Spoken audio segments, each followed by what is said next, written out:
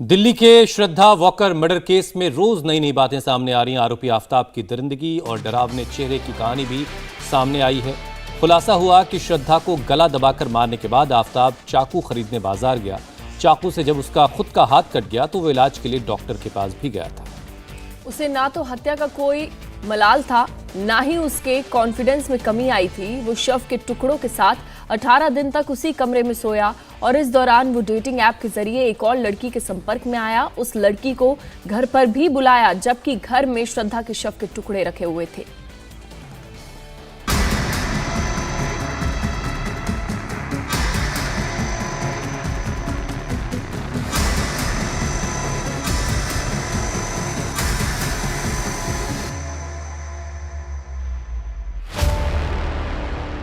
दिल्ली के महरौली में श्रद्धा वॉकर के सनसनीखेज हत्याकांड को लेकर लोगों का गुस्सा बढ़ता जा रहा है।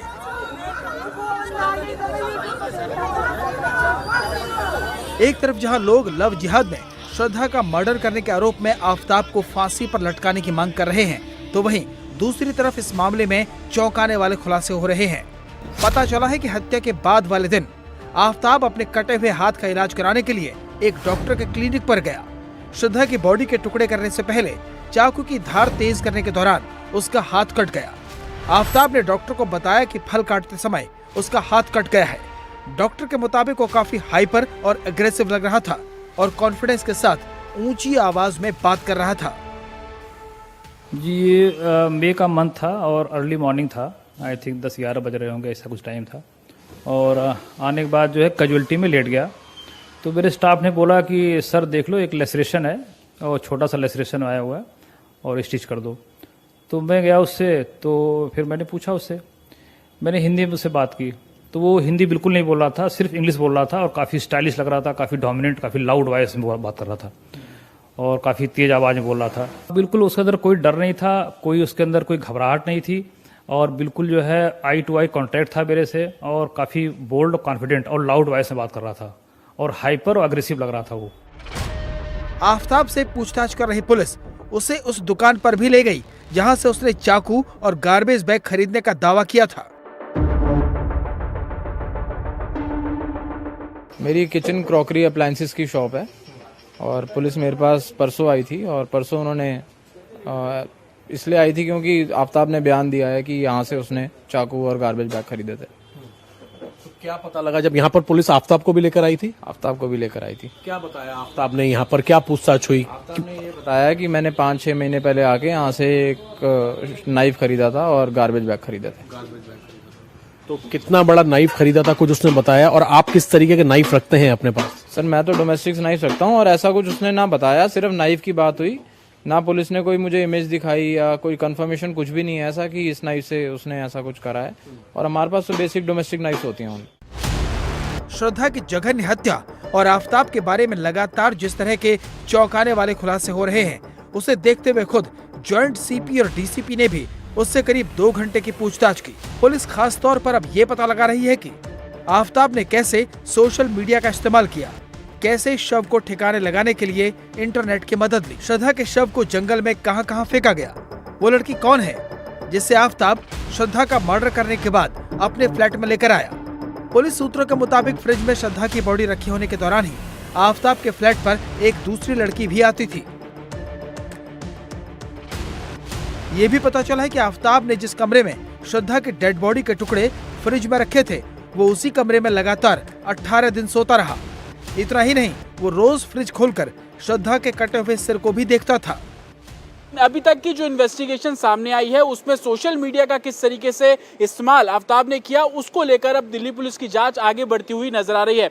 जानकारी ये भी सामने आई कि आफताब ने यूट्यूब के जरिए तमाम सर्च किए गए, उसमें ये जानने की कोशिश की कि शव को किस तरीके से ठिकाने लगाना है, कैसे शव को काटना है, शव की बदबू से किस तरीके से घर को बचाया जाए। तमाम चीजें हैं जो कि अभी जांच का विषय बनी हुई है। साथ ही एक और लड़की जिसके बारे में जानकारी सामने आई कि श्रद्धा की हत्या करने के बाद आफताब एक लड़की को अपने कमरे में लेकर आता है, वो लड़की कौन है।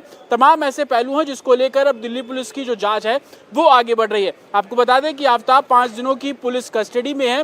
दिल्ली पुलिस अपनी तरफ से हर वो संभव प्रयास कर रही है ताकि कोर्ट में जब आफ्ताब को पेश किया जाए तो दिल्ली पुलिस के हाथ में तमाम वो सबूत हो। और उसी को देखते हुए आज दिल्ली पुलिस के ज्वाइंट सीपी लेवल के जो अधिकारी हैं वो महरौली पुलिस स्टेशन पहुंचे और तकरीबन 2 घंटे तक सभी अधिकारी थाने के अंदर मौजूद रहे और इसी दौरान आफ्ताब से भी हर पहलुओं पर पूछताछ की गई है। श्रद्धा के अब तक 10 बॉडी पार्ट्स बरामद हो चुके हैं। आफ्ताब ने उसके बॉडी के 35 टुकड़े किए थे, इसलिए बचे हुए बॉडी पार्ट्स को तलाशना पुलिस के लिए चुनौती है। पुलिस को अभी बॉडी काटने के लिए इस्तेमाल किए गए चाकू की भी तलाश करनी है।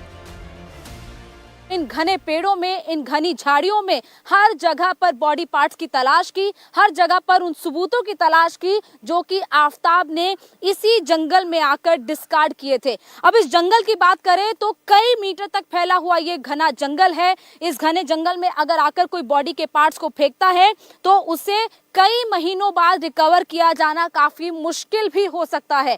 अब इस जंगल के एक और हिस्से में हम आपको लेकर चलते हैं। दरअसल इसी जंगल के में आफ्ताब ने श्रद्धा की बॉडी को 35 टुकड़ों में काटा था। श्रद्धा मर्डर केस को लेकर अब सियासत भी गर्म हो गई है। मुंबई से लेकर दिल्ली तक प्रदर्शन हो रहे हैं। श्रद्धा के लिए इंसाफ की मांग के साथ साथ लव जिहाद के एंगल से भी जांच कराने की मांग हो रही है। केंद्रीय मंत्री गिरिराज सिंह का कहना है कि बड़ी साजिश के तहत हिंदू लड़कियों को टारगेट किया जा रहा है। ये हजारों श्रद्धा की शहादत हो चुकी है, लाखों श्रद्धा की शहादत हो चुकी है भारत के अंदर। ये एक षड्यंत्र के रूप में देश के अंदर ये चल रहा है। ये केवल इसे मर्डर केस करके इस मामले को देख करके नहीं चलेगा, क्योंकि जिस प्रकार के पुरजोर तरीके से सबूत सामने आ रहे हैं वे सबूत अपने आप में सुनिश्चित करते हैं कि इसमें दिल्ली पुलिस के द्वारा लव जिहाद का क्या एंगल है। इंडिया टीवी हर वक्त हर जगह डाउनलोड करने के लिए सर्च करें India TV news Google play store या ऐप स्टोर पर।